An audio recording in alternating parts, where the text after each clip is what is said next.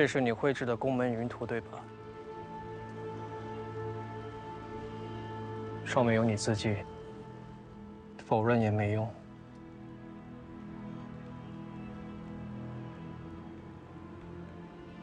这宫门云图确是我所画，但只不过是因为初入宫门，我不知方向，不辨东西。宫门地形复杂，为了方便进出，随手记录而已。随手记录。那这后面的字，你又要如何解释？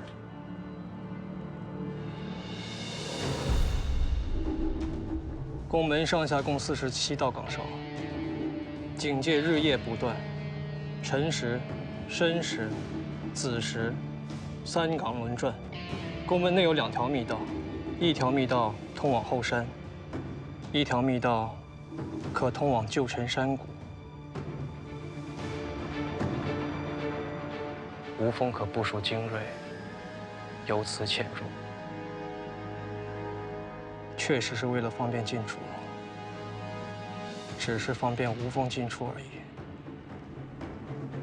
事到如今，还想狡辩吗？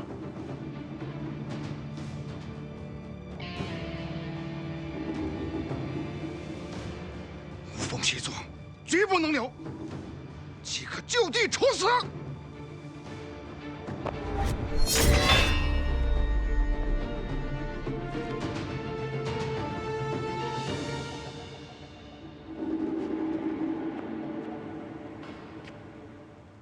真不用帮我，是我骗了你。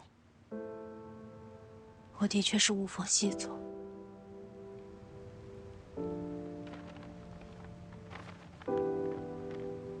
阿云，你为何要走？他要出去通风报信，当然要走。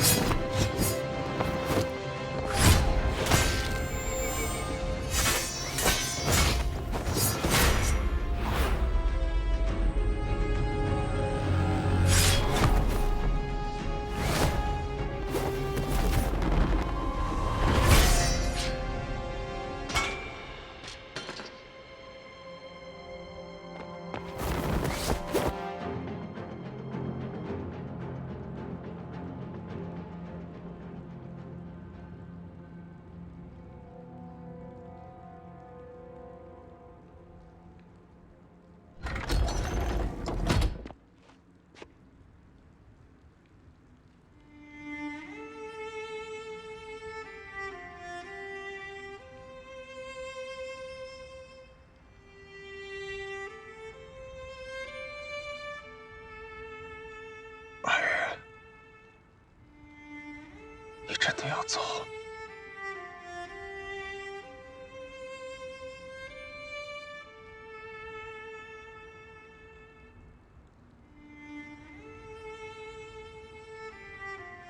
你曾经问过我，有什么东西是你可以给我？其实从一开始，我最想要的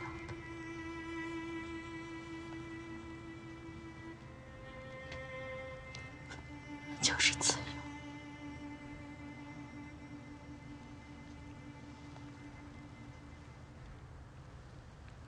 无风也好，宫门也罢，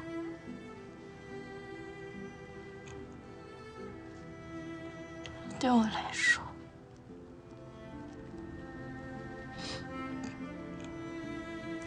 都是高墙之地，桎梏之所。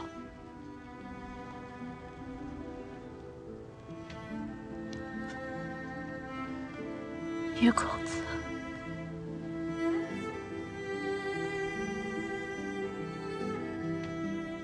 是我辜负了你的千山一周。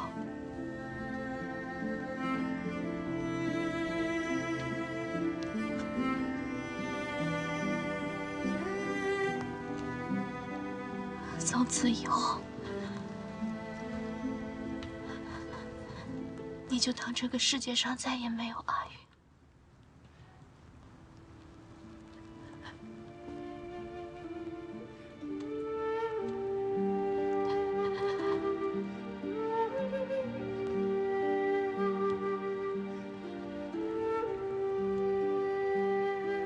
你保重。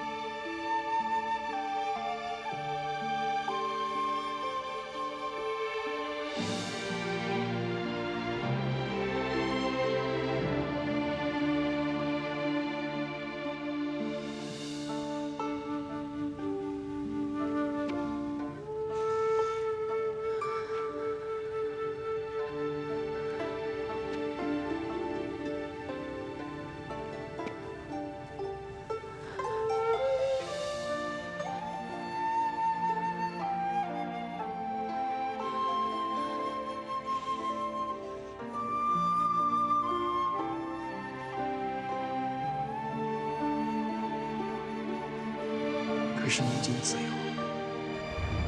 你可以离开五峰，找个僻静的地方，找个踏实之人，相守一生。但相守一生之人，就不找了。我早就找到了。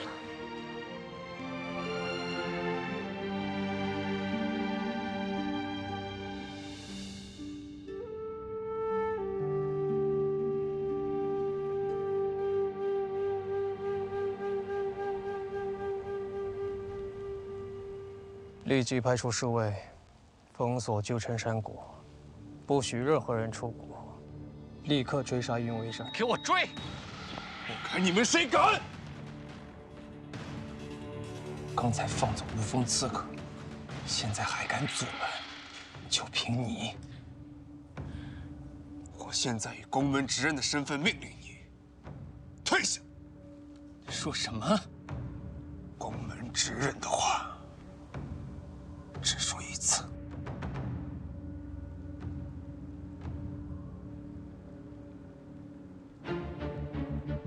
刚才花长老手中那本刀，是花宫刀中6把刀的其中1把，我已经砍断。从现在开始，我正式通过第3御试炼，是你们名正言顺的宫门执刃。执刃之命，自然遵从。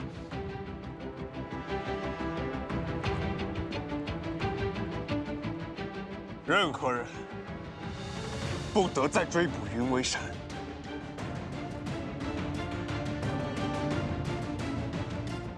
执刃的话只说1遍。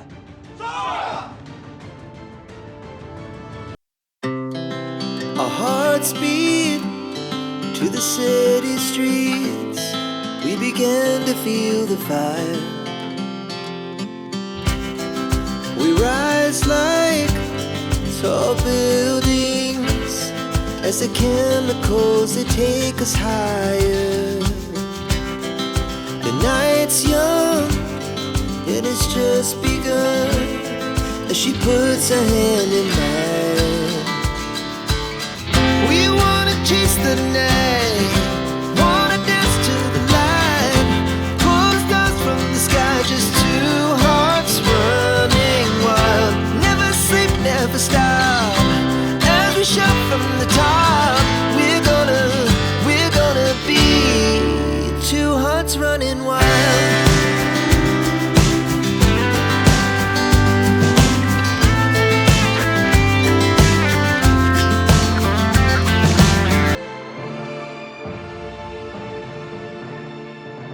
关羽，我终于做到了。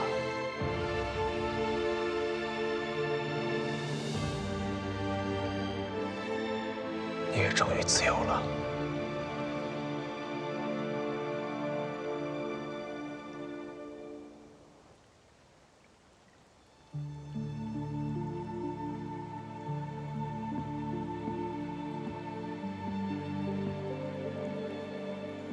花瓣零落，瑞金相消。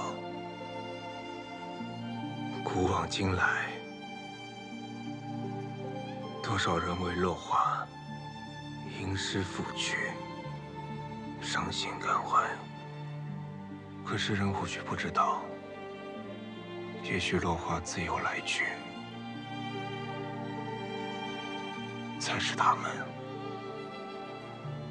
最终的归宿和心愿。志远，别太难过了。我不难过，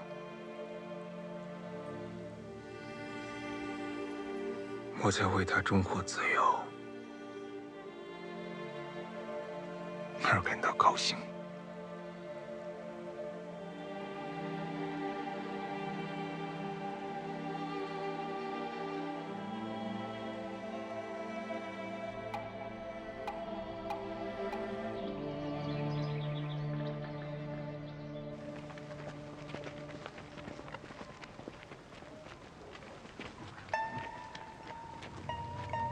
都快点搬，快点搬！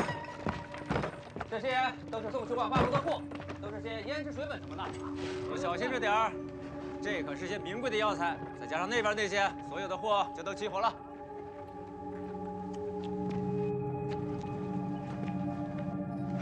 脚步沉稳，裤腿干净，毫无送货赶路的泥泞屋子。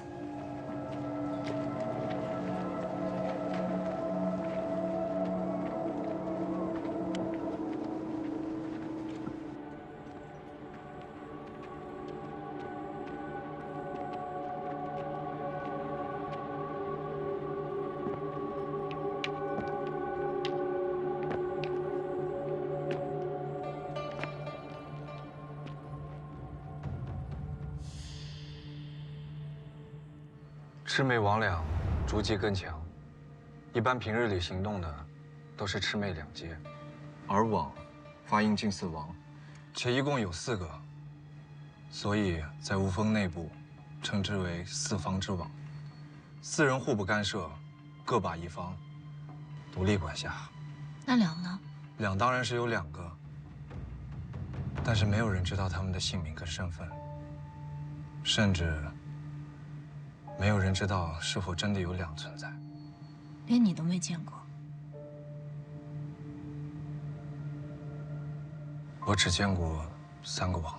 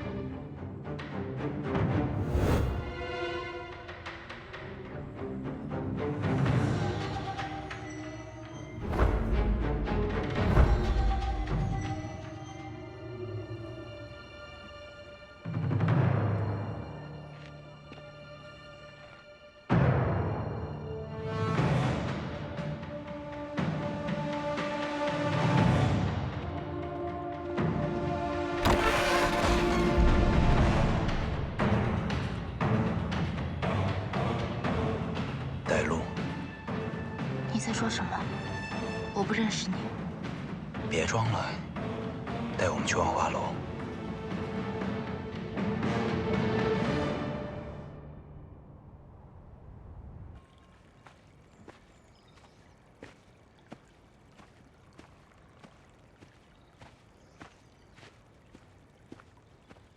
老公子，是你找我，还是花长老找我？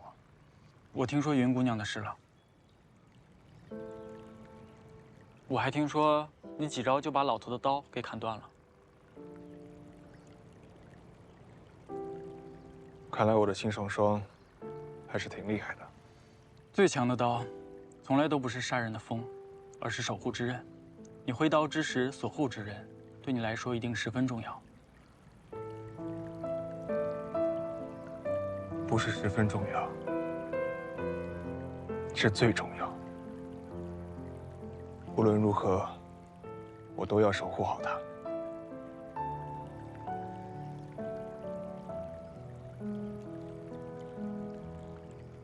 当初铸刀之时，我就已经想过，这第三域的试炼，肯定不是冷血牺牲。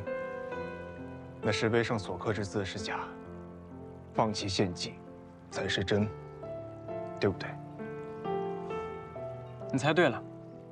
宫门执刃的首要职责就是守护宫门内的每一个人，守护旧城山谷的每一个百姓。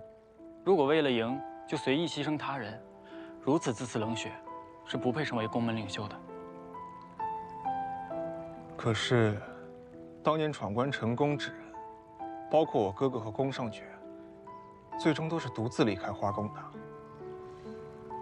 倘若他们放弃献祭，那他们的侍卫最终去了哪里？他们被留在了后山，授予更高的武学，作为红玉氏重点培养。原来如此。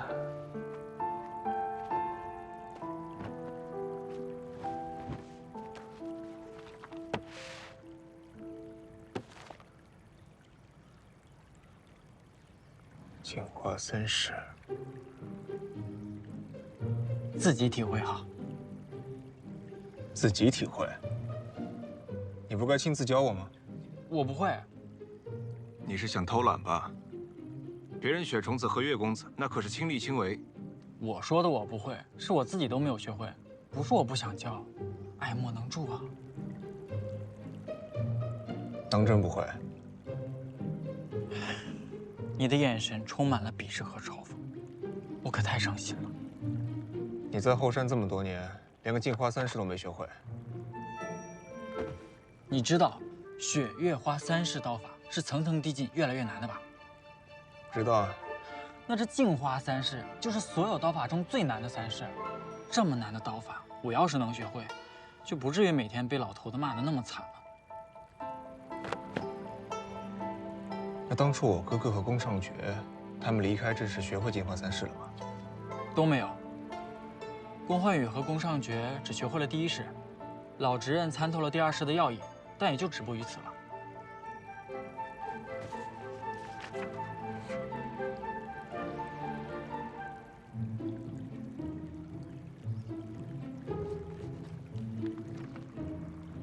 别装了，搞得像你能看懂一样。回去慢慢领悟吧。知道了。还没完，收好秘籍，跟我过来。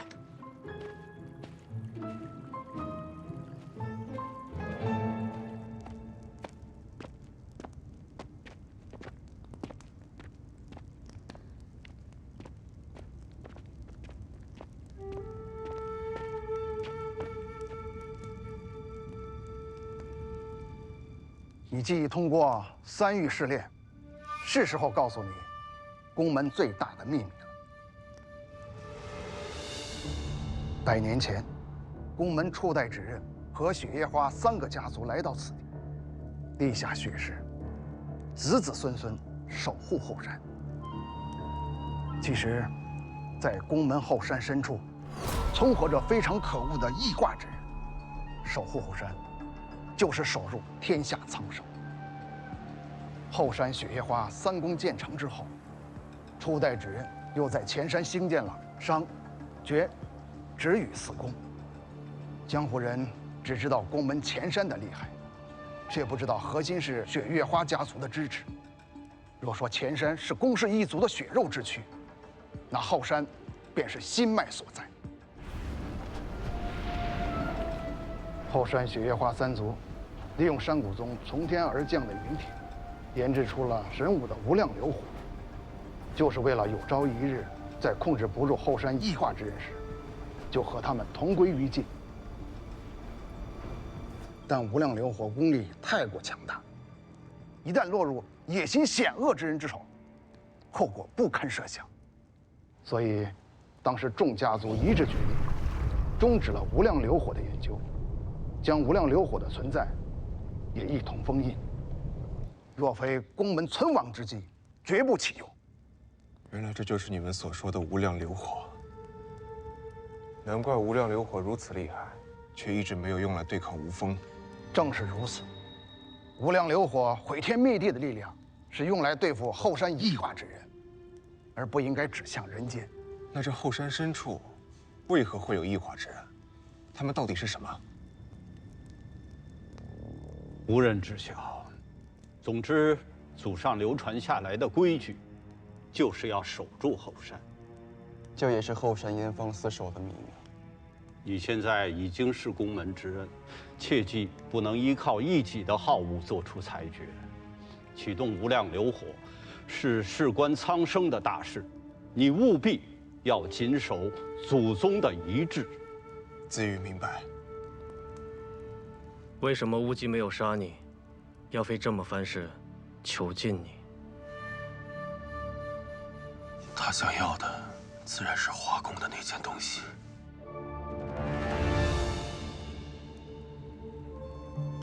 难道姨娘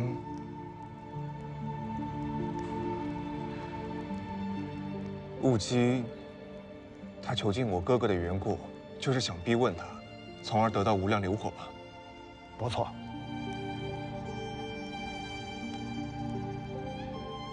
那雾姬夫人是如何得知无量流火的？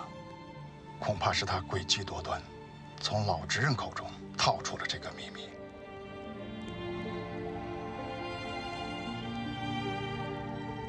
你可还记得谋害老执刃的那个发簪吗？当时幻羽从发簪里搜出的，就是有关无量流火的讯息，所以才着急地带着正二和发簪来到老执刃的面前，却不知原来这一切都是谋害老执刃的计谋。如今想来，定是雾姬告诉的正二。原来是这样。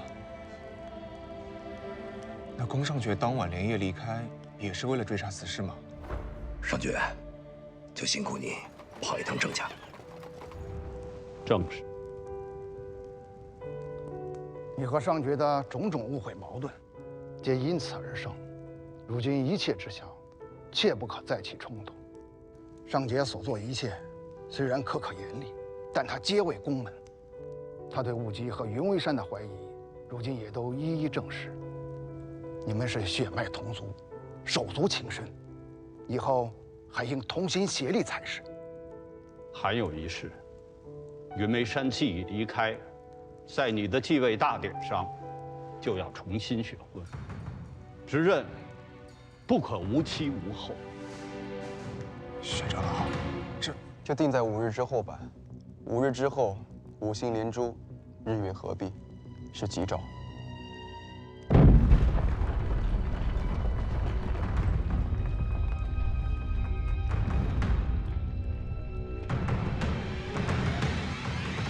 禀长老，禀执刃，公子商大小姐的研究房里发生了爆炸。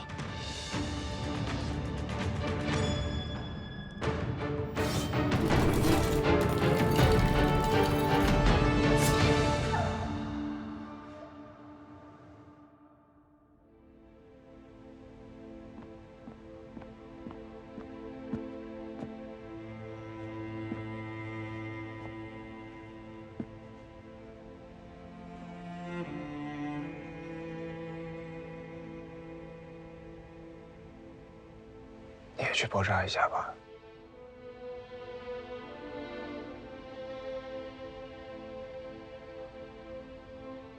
刚刚我抱着他的手，就已经感受不到他了。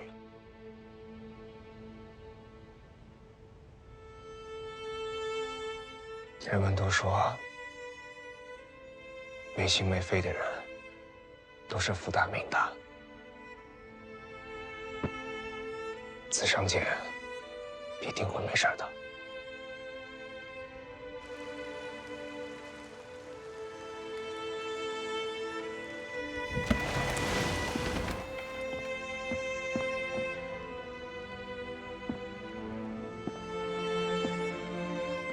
他怎么样了？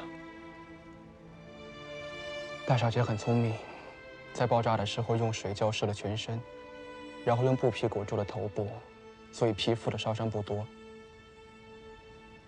但连续的爆炸造成了猛烈的冲击，头部、心肺都有不同程度的震伤，所以导致了昏迷。外伤已经用生肌的药膏敷了，心肺也已有银针护住，只是他什么时候会醒，会不会醒，就得看他的造化了。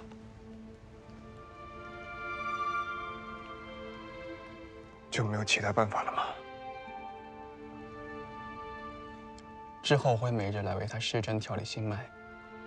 至于你们，也可以跟他多说说话。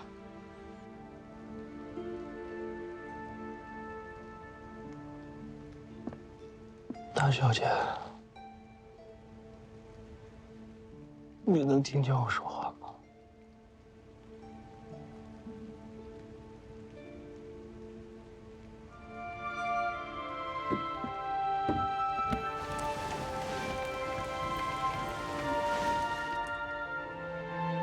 走吧。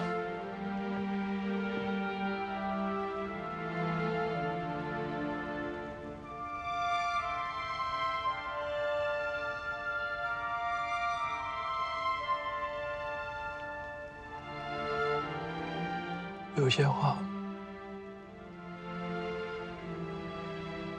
在我心里，始终都没有向你开口。你一直问我，每天问我，我不是不想，我是不敢。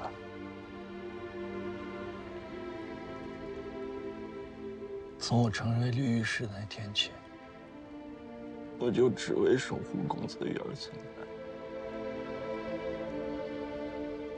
生死都不由自己决定。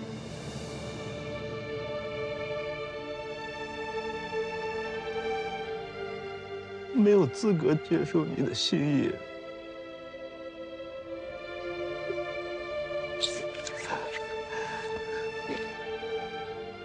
但是现在我后悔了，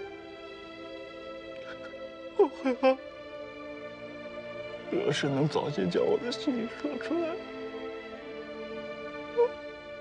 该多好！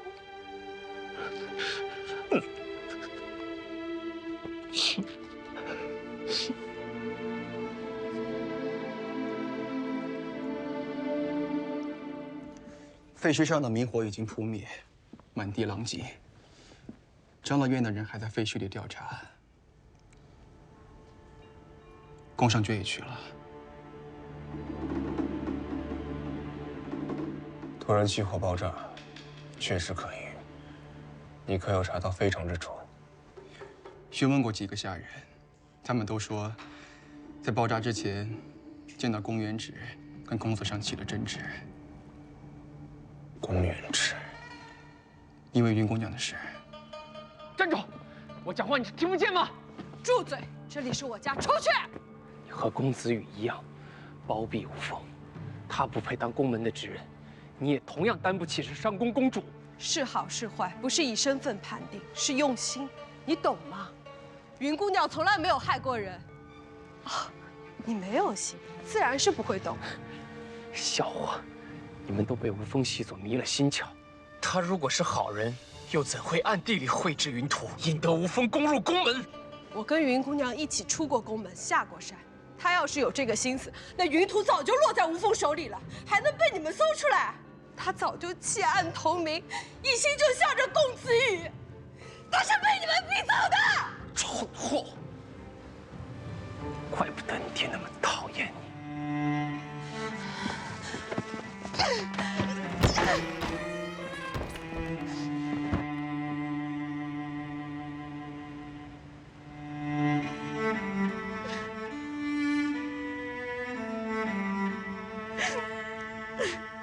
碎片是在库房的废墟里找到的，这是公元纸，专用的金丝手套。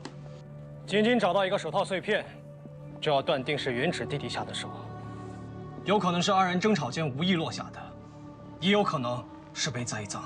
执刃大人是不是太草率了？觉公子一向公正严明，绝不徇私，怎么遇到自己弟弟的事儿，就开始诸多包庇呢？口舌之争最是无用，等公子商醒来，自然真相大白。行了，待等子商姐姐醒来，一定会指认公元纸的罪行。若是子商姐姐醒不过来怎么办？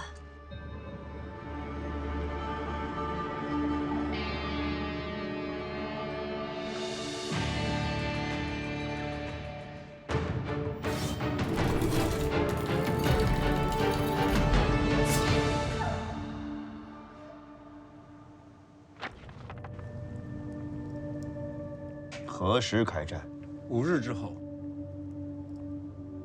为何要特意等5日？宫门内媚界无风上官前传出的消息。白崖寺，我们在半路遇到你的手下了，你要不要和他好好聊一聊？你怎么会碰到他们？你应该问他为何要离开宫门。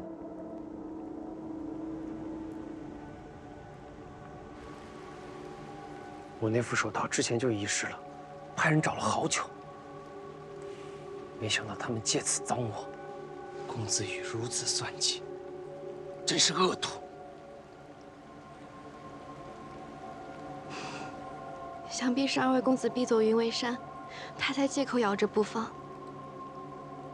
他们这样冤枉侄弟弟，公子一定不会坐视不管的。侄弟弟别生气了。他们手里没有实质性证据，不能拿元之怎么样。公子羽的执刃继位大典已经定下了时间，他成为执刃已经是定事了。在这个节骨眼上和他直接对抗，与我们无益。继位大典，对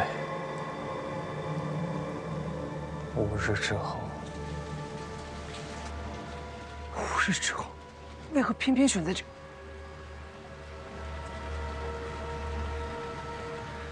他们选的日子，就是故意的。可，这太欺负人了。告诉公子羽，10日后有5星连珠的天象，让他把继位大典仪式定在那一日。为何？陈宫门内乱，召集精锐。在宫上爵最虚弱的那天，攻入宫门，一网打尽。你不用管原因，照做即可。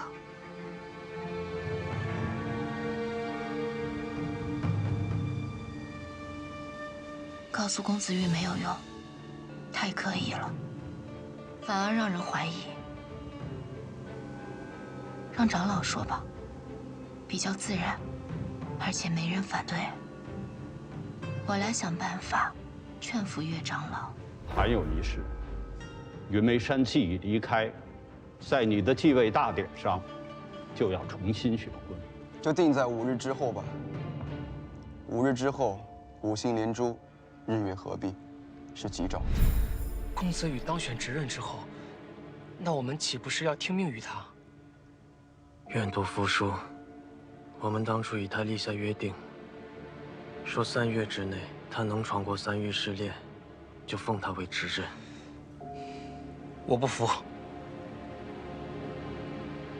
我也不服。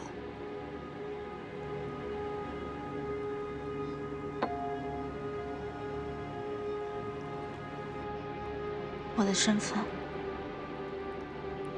暴露了，不得已，只能逃出宫门。那你挺厉害，吴峰打了10几年都打不下来的宫门，你竟能随意进出。是我属实愚笨，身份已露，继续行动，怕是只会给诸位拖后腿。我只想要半月之阴的解药，永久的那种。这是你答应我的，只要我完成任务，就放我自由。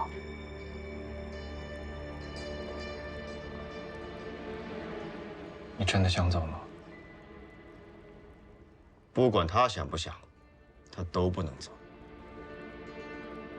你随我们一并进宫门吧，将功赎罪，才算真正的完成任务。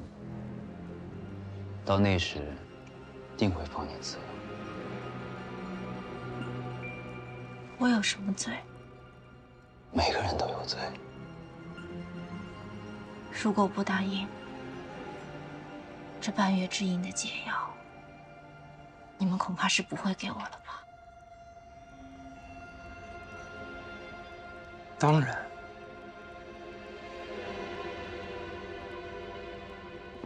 差不多的话，那我就先走了。你不在这里住下吗？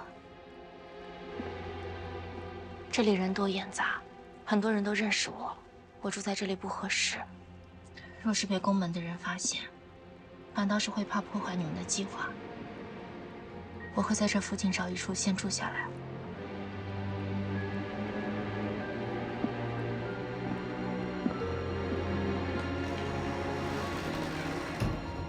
你们真的放心他吗？这么多年以来，只有云雀一个人从宫门全身而退。云为山，不会是下一个云雀吧？他比云雀聪明，他知道自己要什么，不会那么傻。他确实聪明，也确实知道自己想要什么。只是不知道他想要的，是不是我们想要的。总之，还是盯紧一些吧。我会的。出了乱子，我可以帮忙。不需要你帮忙。我是说，你如果下不去手的话，我可以帮忙。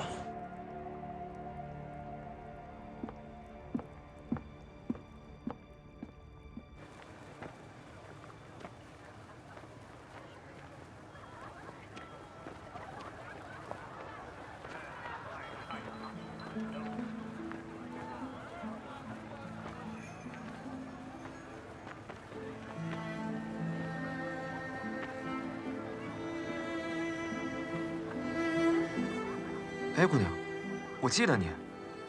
你身边的俊孝公子呢？没和你一起来吗？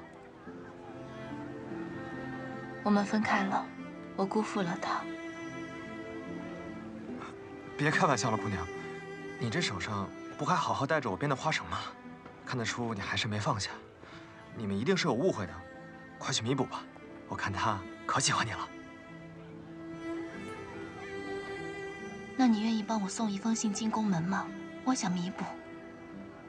你愿意是愿意，可是我们这些小摊小贩的东西，一般也送不进去啊。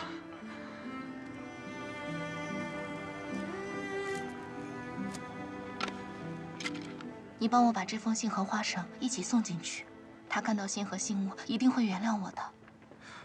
这可是你牵的红线，你要负责。你帮我送进去之后，我会买下你所有的花绳。送，我现在就去送。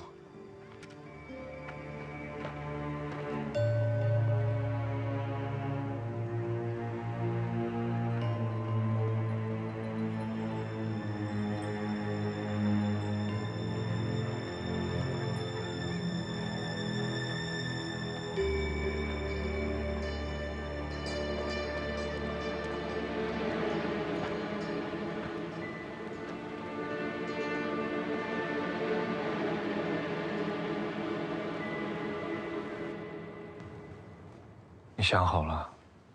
想好了。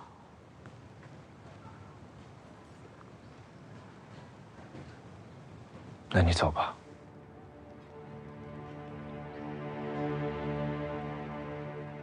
你放我走。我放你走，是因为你面前还有路可以选择。而我没有了。我能选的，就是不阻挡你的路。你也可以选的。满月之影根本就不是毒药，没有了性命之忧，就无需再受无风胁迫。你也可以走。寒鸦只属于冬天。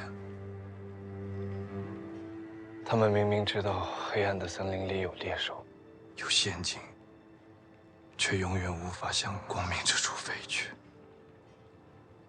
他们从小就啃食着肮脏的老鼠、糜烂的腐肉，就连他们的叫声，都透露着让人恐惧的狰狞。他们只能在寒冬里、阴暗处和日落下活着。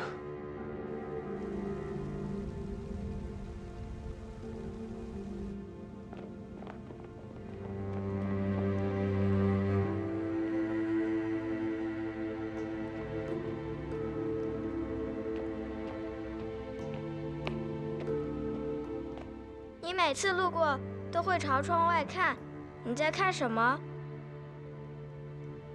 太阳。哪有太阳？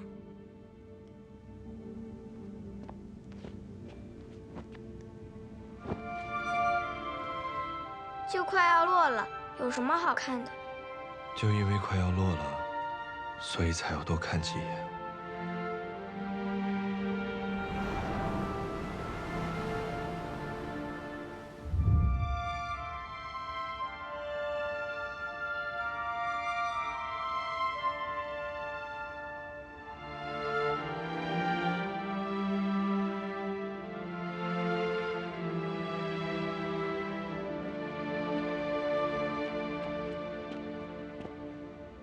这次的考验，你获得了第1。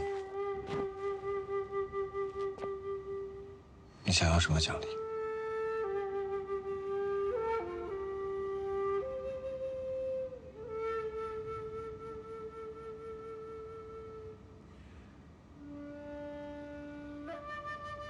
带我看一次日出，这就是你想要的奖励。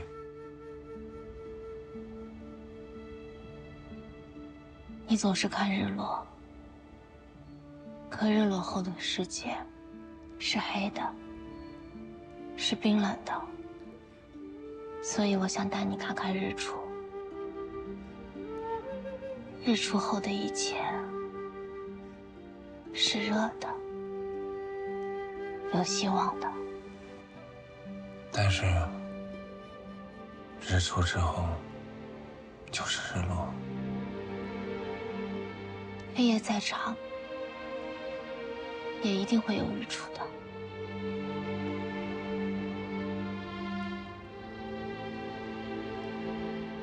这世上没有任何一堵高墙可以阻挡太阳的升起。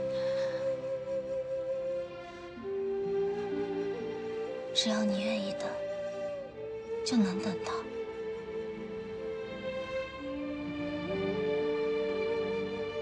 也许你可以，但我已经等不到了。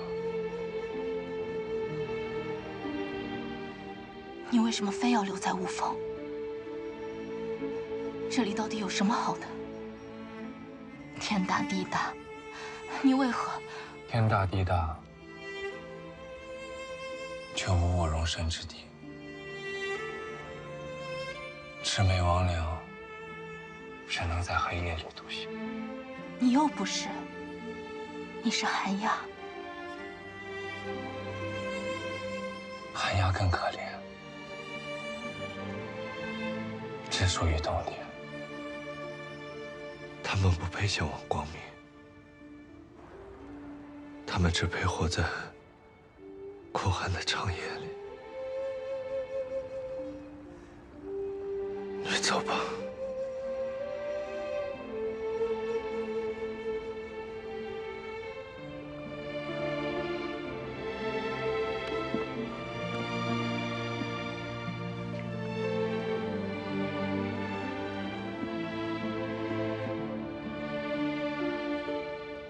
再漫长的黑夜都会结束的。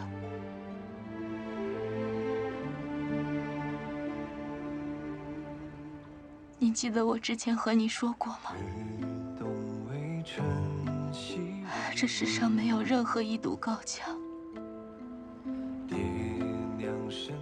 可以阻挡太阳的升起。阿亚斯，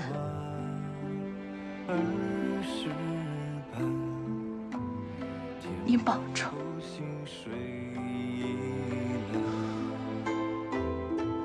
春生万物动山河，千柄万种心情。和你一起看了那么多次日落，这一次终于可以陪你一起去看日出。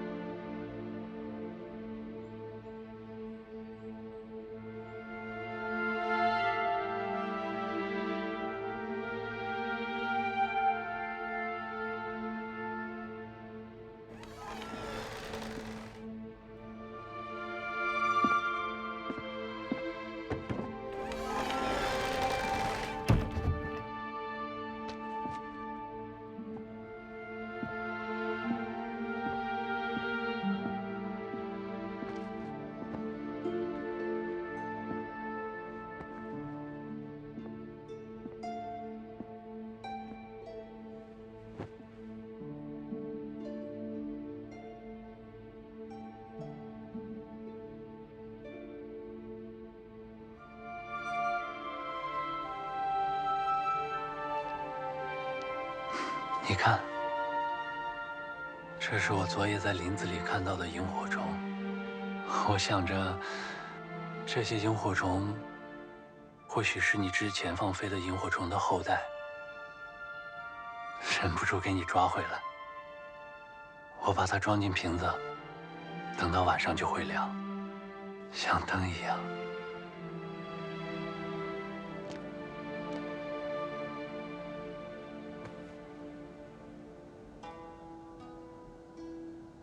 以前你啊，总口无遮拦，什么都敢乱说。叫什么名字好呢？不如就用你的姓氏，我的名字，那就叫他小金子吧。起名这么重要的事情，就听你的吧。实在让人左右为难。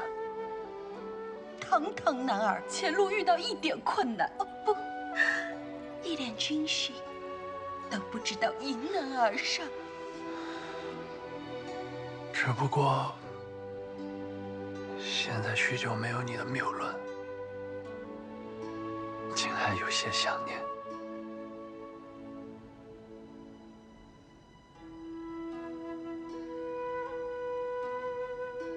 只要你醒了，你说什么我都听着，绝不反驳，好不好？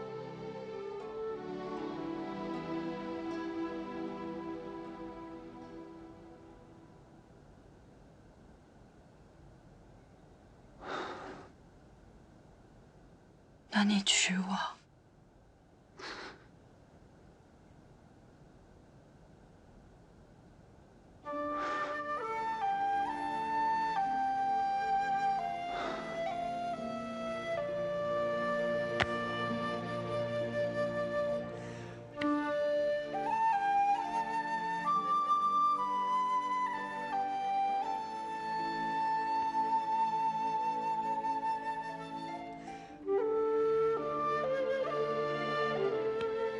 你醒了。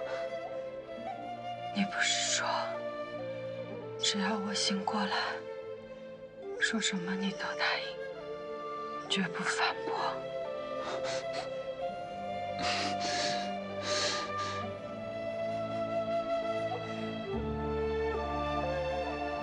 去帮我叫公子羽过来，快点！这么急？好，不要告诉别人我醒了。好。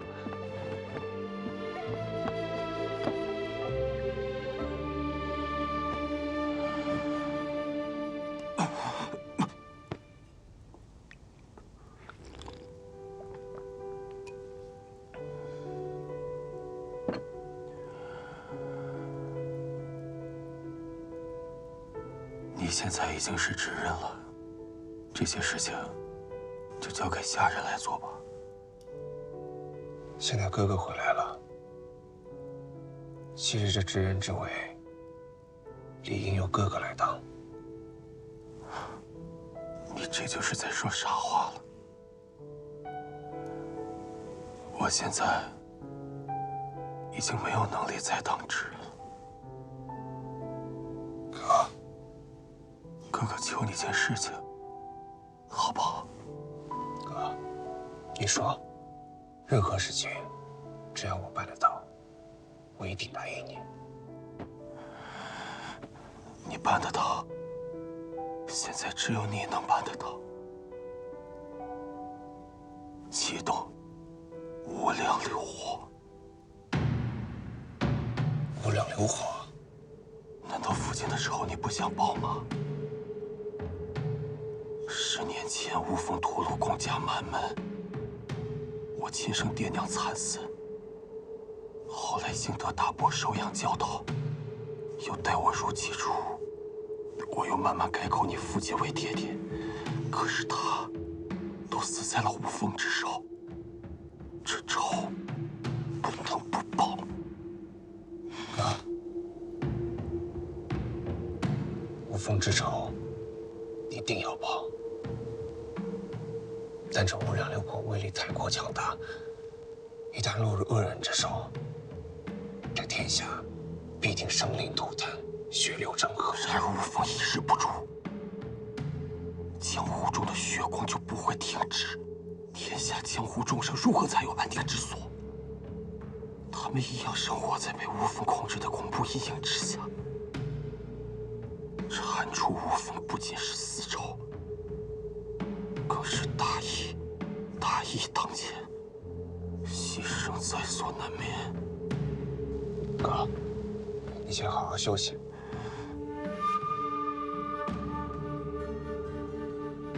等你养好身子，我们总长结业。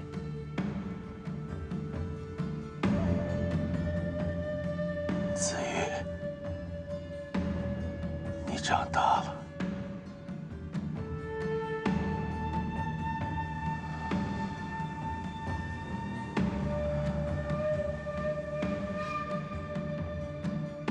执刃大人，大小姐醒了。让我过去。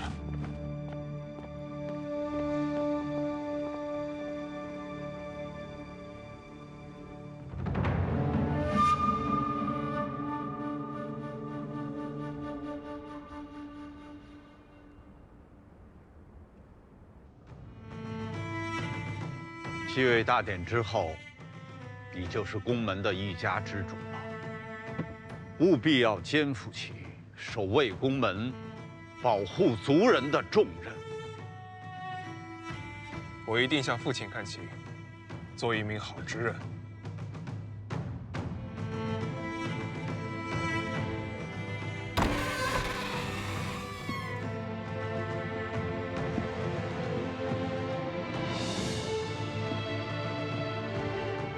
恭喜于公子。元始弟弟从明日起就要改口叫我执刃大人了。此次前来是有事向长老汇报，很抱歉，一直隐瞒大家。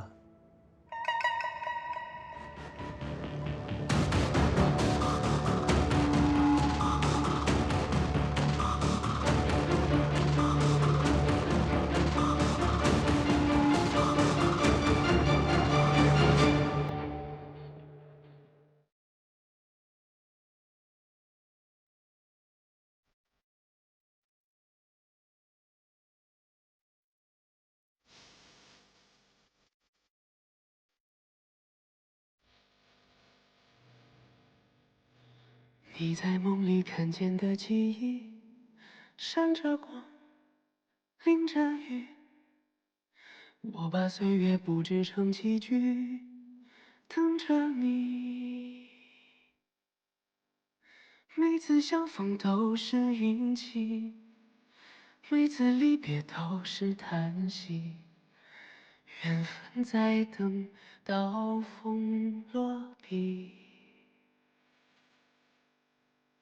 你在梦里留下的痕迹，像谜语，没谜底。我用回忆缝补了冬衣，每一针都是你。一眼瞬间忘却天地，执子之手，弹字不移。落字不悔，红尘不弃。我跨越山水奔向你，找到你，抱紧你的心，不在乎他们的提醒。我抱进了风里，这无关输赢的赌局，黑白棋落下的痕迹，选出一片小天地。我用尽全力奔向你，拥抱你，呼喊你的名，撕开天地所有风雨，斩断了命运。我们的故事有温柔，